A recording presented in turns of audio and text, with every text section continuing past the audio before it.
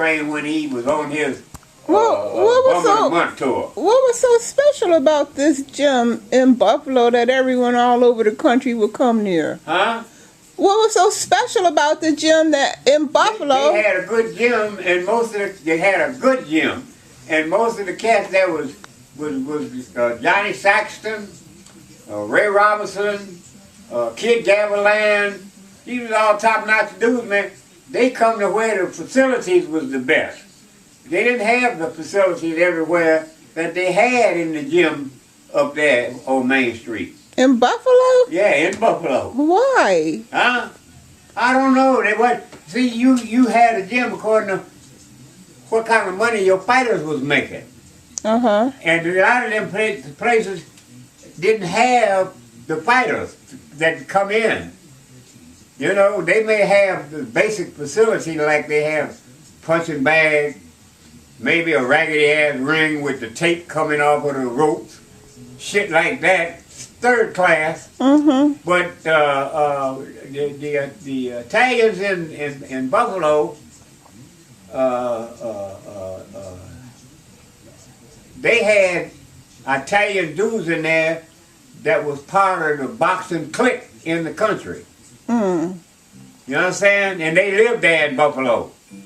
And so they spent money on the gym, and the word got out, and motherfuckers, when they had a big fight coming up, a lot of them come to that gym down there on Main Street, and they used to hang out on William Street with everybody else. So the mob financed the gym, built the gym. They controlled boxing at one time. You know? Okay. You couldn't fight if they didn't approve of you. And then here come some fighters along that said, I ain't paying you shit to fight. Fuck you. You know? And then they tried to get the brothers to reconsider that decision that they had made collectively about paying you to fight. I'm the one that's getting beat up, and I ain't got to give you shit. And then Ali come along later and put a stamp on it, and that was the end of that shit. There wasn't no more. That's why you don't see no mobsters now in boxing. Them brothers fighting. So many of them brothers, goddamn, that was good when their career ended. They was broke. Them motherfuckers rob them. You go to a gym, and they pay, and they make you pay for your use their sneakers, their gloves, so much for the ring, access to the ring. Cause I used to have a line of motherfuckers waiting to get in a real ring, not a makeshift ring, but a real ring. But padded, the ropes is padded and tight and shit, and so they and a lot of the fighters didn't go because of their facility. There's no locker. They had a locker. They provided you with jock strap even up there on Main. You go in there. If you didn't have your outfit, you could buy your sneakers. You could buy your trunks. You could buy your jock strap, you know, and you just buy time like you do when you go to the recording studio. Oh, by the hour? You pay by the hour? No, you pay for they schedule you. Oh. They had you scheduled so that when you come in there at 2 o'clock, the motherfucker that's in there at 1, he know to hurry up and get out because the next motherfucker's coming. And these is all motherfuckers that come in names and shit. You don't take up no motherfucking extra time and Ray Robinson coming in next, you know, because he goes somewhere else, you know. And all of the trainers was black. So if a trainer had rapport with one of them top-notch fighters, and he talked to the motherfuckers, and can you get him in?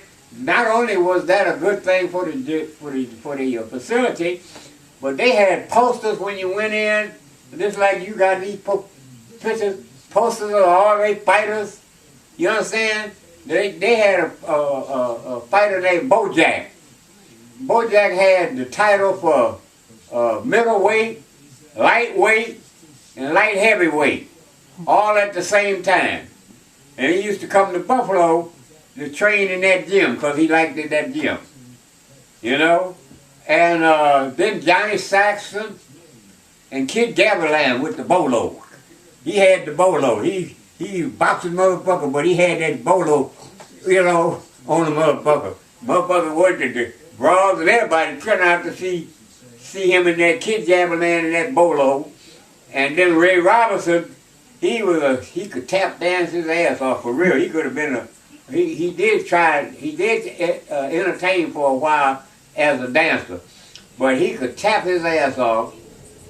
And what he would do was, when he got a hold of a motherfucker that was bad coming up, and they had to put up good money for him to fight him, he let him win the first fight, because the second fight they didn't have a chance. Mm-hmm.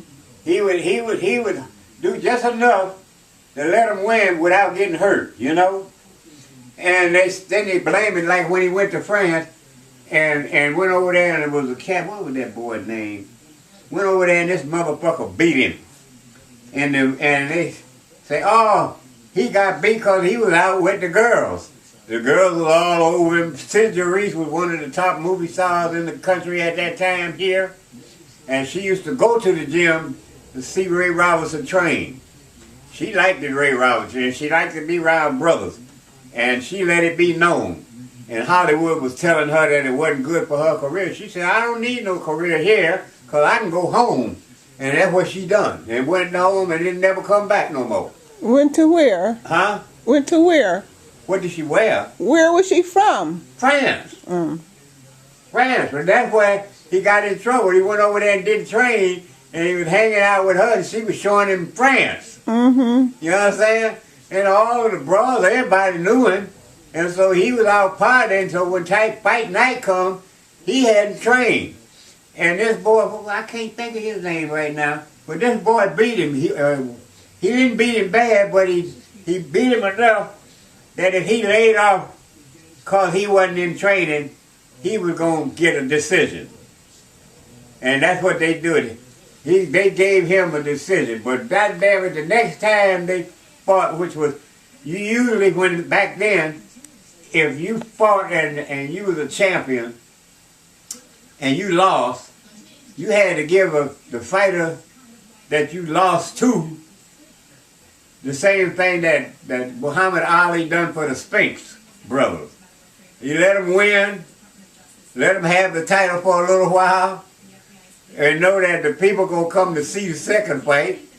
And that second fight, he had a barber in the corner combing his hair. You know what I'm saying? And when you see Ray combing his hair, everybody know that he come to fight. And and in between rounds, he would come out and sit down, and the barber that he had with him would comb his hair. Cause when the dude that he was fighting hit him in the